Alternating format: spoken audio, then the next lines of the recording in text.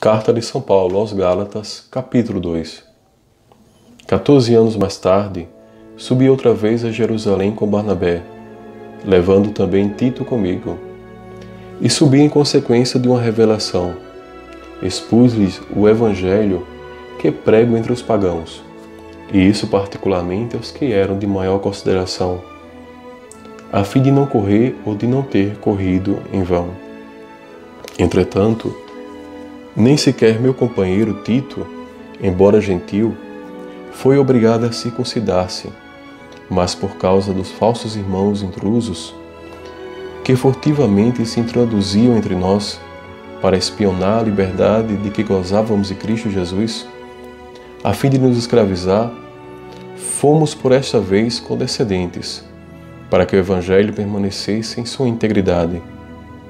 Quanto aos que eram de autoridade, o que antes tinham sido não me importa, pois Deus não se deixa levar por consideração de pessoas.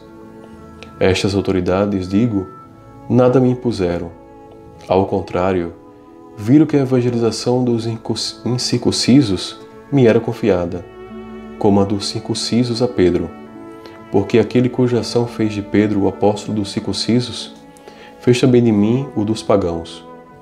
Tiago, Cefas e João, que são considerados as colunas, reconhecendo a graça que me foi dada, deram as mãos a mim e a Barnabé, em sinal de pleno acordo.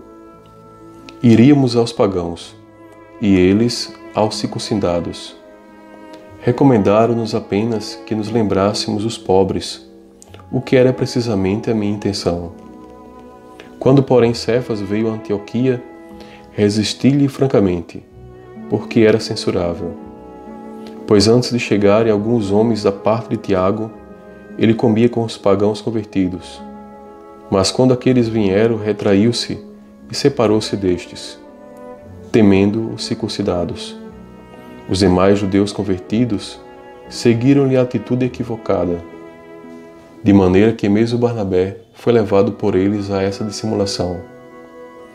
Quando vi que o seu procedimento não era segundo a verdade do Evangelho, disse a Cefas, em presença de todos: se tu que és judeus, vives como os gentios e não como os judeus, com que direito obrigas aos pagãos convertidos a viver como judeus?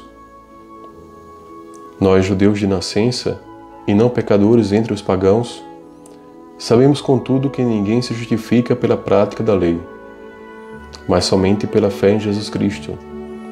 Também nós cremos em Jesus Cristo, e tiramos assim a nossa justificação da fé em Cristo, e não pela prática da lei. Pois pela prática da lei, nenhum homem será justificado.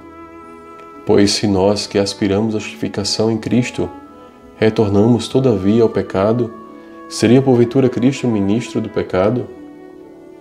Por certo que não. Se torno a edificar o que destruí, confesso-me transgressor. Na realidade, pela fé eu morri para a lei, a fim de viver para Deus.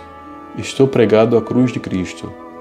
Eu vivo, mas já não sou eu, é Cristo que vive em mim. A minha vida presente na carne eu a vivo na fé no Filho de Deus, que me amou e se entregou por mim. Não menosprezo a graça de Deus, mas em verdade, se a justiça se obtém pela lei, Cristo morreu em vão.